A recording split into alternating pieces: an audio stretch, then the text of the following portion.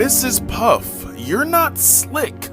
I'm on to you. Now, if you watched SpongeBob SquarePants before, you know about his boating teacher, Mrs. Puff, the owner of the only boating school in the Bikini Bottom. And we all know SpongeBob is the root to Mrs. Puff's craziness.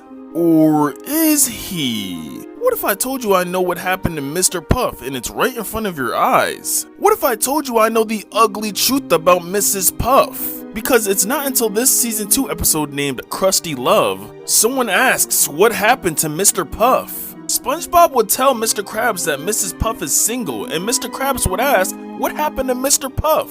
And the next scene would show this.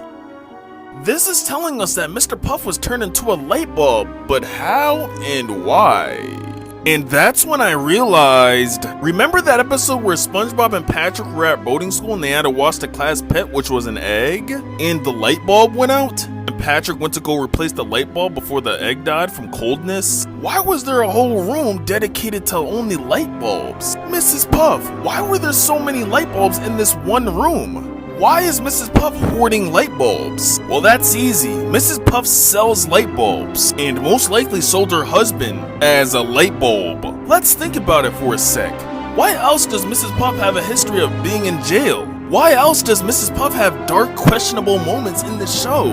Why else would Mrs. Puff say I'm gonna move out of town and start my life over again? Why in the same season would they talk about the hooks? Where Mr. Krabs explains the person is hooked, dragged up to the surface of the ocean, and sold at this gift shop as an ornament. Sounds like this happened to Mr. Puff. Mrs. Puff, you sick fuck.